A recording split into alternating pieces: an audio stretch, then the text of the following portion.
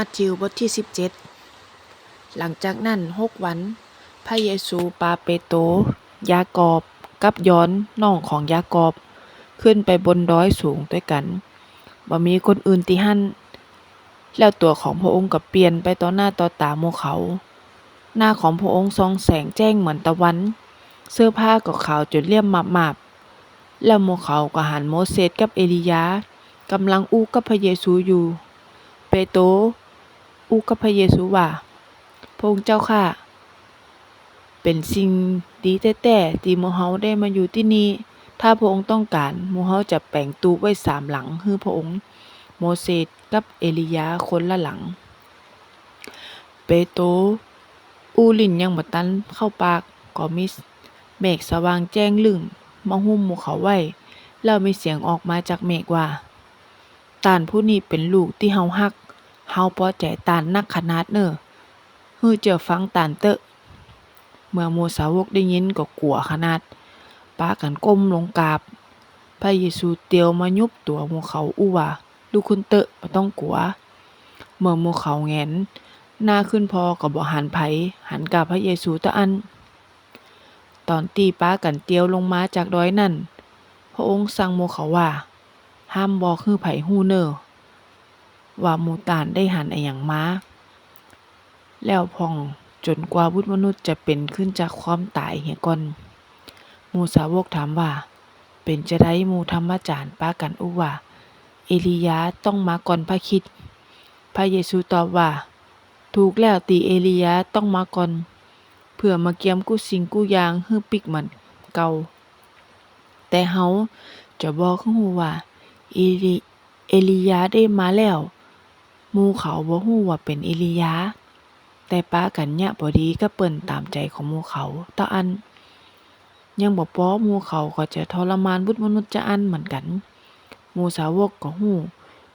ว่าที่พระเยซูอู้มานั่นหมายถึงยอห์นผู้ฮื้อบัพติศมาเมื่อพระเยซูกับหมู่สาวกปิกลงมาถึงตีหมู่คนอยู่กันก็มีผู้ชายคนหนึ่งมาคุกเข่าส่องหน้าพระองค์อู้ว่าพระองค์เจ้าข้าขอโปรดเอ็นดูลูกบ่าวของข้าพเจ้าเถิดเขาเป็นโรคลมบ้าหมูทุกข์ทรมานขนาดเกยตกน้ำตกไฟเจือข้าพเจ้าเกยปาลูกบ่าวคนนี้มาหาหมู่สาวกของพระองค์แต่หมู่เขารักษาให้หายบ่ได้พระเยซูตอบว่าหมู่คนลึงบ่มีความเชื่อเฮาจะต้องอยู่กับหมู่สู่แหมเมินสักเท่าใดเฮาจะต้องอดทนกับหมู่สู่ไปแผ่วไหนปาละออนคนนั้นมานี่แหละแล้วพระเยซูสั่งผีตัวนั้นให้ออกมาผีนั่นก็ออกมาจากละออนคนนั้นเว้ยขนาดบ่ค้านละออนคนนั้นก็หายเป็นปกติเมื่อพระเยซูอยู่คนเดียวหมู่สาวกก็มาถามพระองค์ว่าเป็นจั่งใดหมู่เฮาถึงไล่ผีตัวนั้นออกบ่ได้พระเยซูตอบหมู่เขาว่าย้อนหมู่ต่านมีความเชื่อน้อยลำไปเขาบอกความจริงแก่ต่านทั้งหลายว่าถ้าต่านทั้งหลายมีความเชื่อต่อเม็ดมัสตาร์ดเม็ดหนึ่ง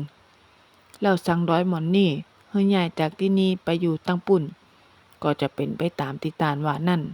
จะบ่มีอิหยังที่ต่านทั้งหลายจะแยะบ่ได้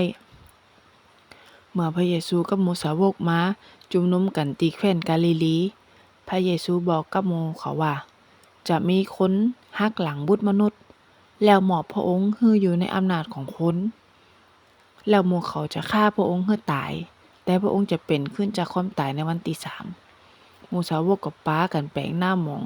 ต้องเศร้าเสียใจขนาดเมื่อพระเยซูกับหมู่สาวกเตียวตังมาถึงเมืองคาเปอร์นาอุมมีคนเก็บสตังค์กาบำรุงพระวิหารมาถามพระเยซูมาถามเปโตรว่าอาจารย์ของท่านบ่เสียสตังค์กาบำรุงพระวิหารกะเปโตรตอบว่าเสียกาบ่เสียจะได้เมื่อเปโตรเข้าไปหาพระเยซูในเฮือนพระองค์ก็อู้ขึ้นก่อนว่าซีโมนตัวต่านคือจะได้พ่องก่อนที่เป็นกษัตริย์ในโลกนี้เคยเก็บกะถาต่างๆจากไผเก็บจากหมู่ลูกๆของต่านก็ว่าเก็บจากคนอื่นๆเปโตรตอบว่าเก็บจากคนอื่นพระเยซูบอกว่าถ้าจะอัน หมู่ลูกๆของพระองค์ก็บ่ต้องเสียก่าถาแม่นก่อแต่เพื่อบ่ให้คนที่มา